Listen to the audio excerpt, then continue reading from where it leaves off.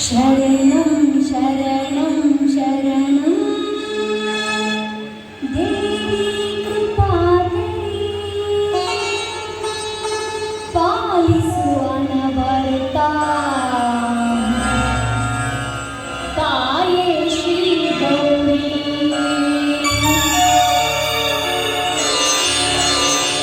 शरणं शरणं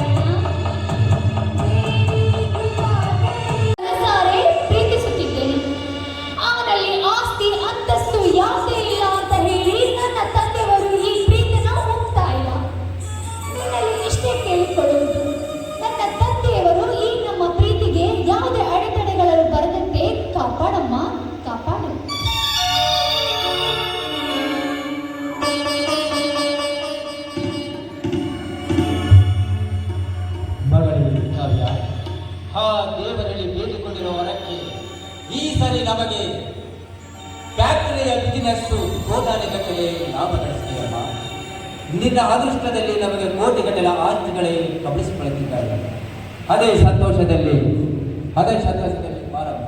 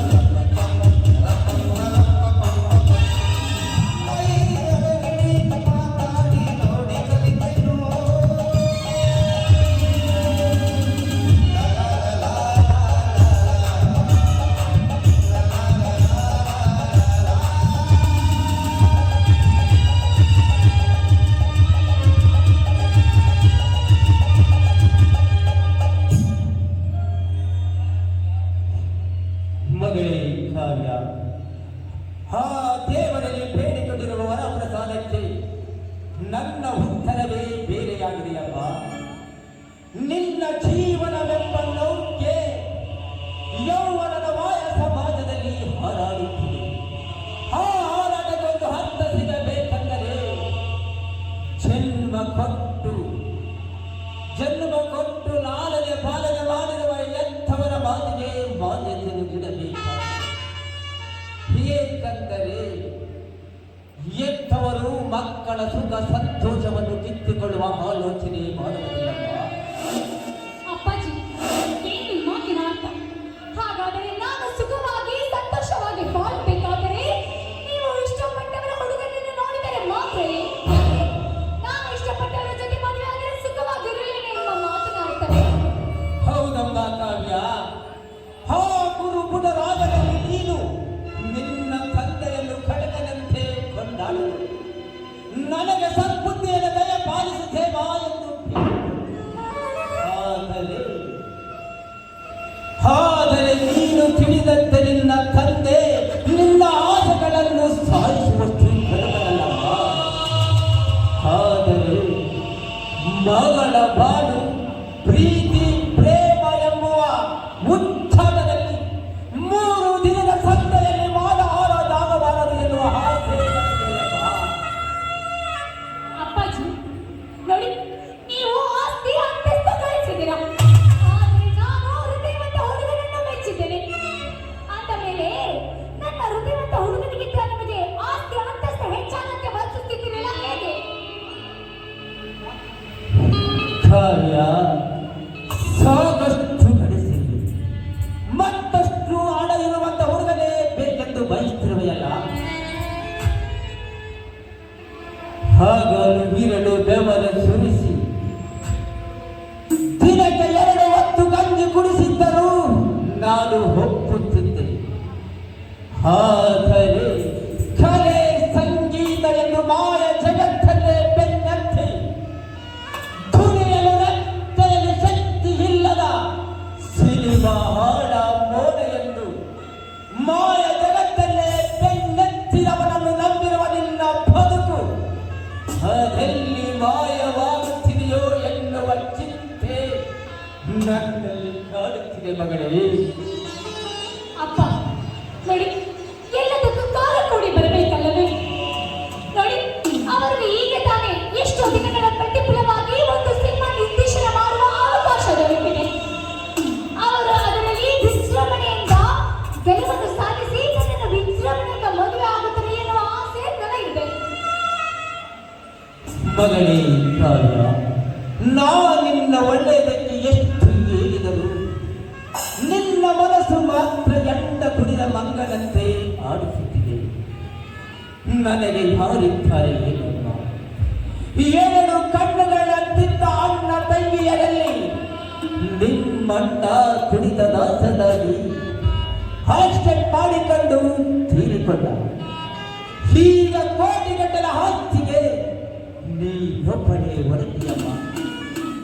ನೀನು ಚೆನ್ನಾಗಿದ್ದರೆ ತಾನೇ ನಾನು ನೆಮ್ಮದಿಯಾಗಿರುವುದು. ನನಗಂತೂ ಈ ಆಸ್ತಿಯ ಕಾವಲುಗಾರನಾಗಿ ಸದಾ ನನ್ನ ಒಳ್ಳೆತನವನ್ನೇ ಬಯಸುತ್ತಿರುವ ನನ್ನ ಹೆಂಡತಿಯ ಅಮ್ಮ ನನ್ನ ಜೊತೆಗೆ ನಿನ್ನ ಮದುವೆಯನ್ನು ಮಾಡಬೇಕೆಂದಿರುವುದಲ್ಲ. ಚೆನ್ನಾಗಿ ಆಲೋಚಿಸಿ ಒಳ್ಳೆಯ ನಿರ್ಧಾರಕ್ಕೆ ಬರಬೇಕು. ಏಕೆಂದರೆ ನೀನು ಮನಸ್ಸು ಮಾಡಿದರೆ ನನ್ನ ಅವಶ್ಯಕತೆ ಇಲ್ಲದೆ ಮದುವೆಯಾಗುವ ಅಧಿಕಾರವೂ ನಿನಗಿದೆ. ಯಾವುದಕ್ಕೂ ದುಡುಕದೆ ಆಲೋಚಿಸಿ ಒಳ್ಳೆಯ ನಿರ್ಧಾರಕ್ಕೆ ಬಾರಪ್ಪ ಕಾವ್ಯ. ಅಪ್ಪಾಜಿ ನೋಡಿ, ಆ ರಾಣನಿಗಿಂತ ಕರುಣ 100 ಪಟ್ಟು ಉತ್ತಮರು ಅಪ್ಪಾಜಿ. ನೀವೇ ಯೋಚನೆ ಮಾಡಿ, ತಾಯಿಯನ್ನು ಮದುವೆ ಮಾಡಿಕೊಂಡು ಬರುವಾಗ ಆ ಪಾಪಿ ಅಮ್ಮನಿಗೆ ಬೆನ್ನತ್ತಿ ಮನೆಗೆ ಬಂದವನು. ಅಷ್ಟೇ ಅಲ್ಲ, ಯಾವುದೇ ಕೆಲಸ ಕಾರ್ಯಗಳಿಲ್ಲದೆ ಬೇಜವಾಬ್ದಾರಿಯಿಂದ ನಡೆದುಕೊಳ್ಳುತ್ತಿರುವವನು ಆ ರಾಣ. ನಮ್ಮ ದುಡ್ಡಿನಲ್ಲಿ ಮಜಾ ಮಾಡುತ್ತಿದ್ದಾನೆ, ಸಾವಿರಾರು ಹೆಣ್ಣು ಮಕ್ಕಳ ಜೀವನವನ್ನು ಹಾಳು ಮಾಡುತ್ತಿದ್ದಾನೆ. ಅವನಿಗಿಂತಲೂ ನನ್ನ ಕರುಣ ಎಷ್ಟು ಉತ್ತಮರು.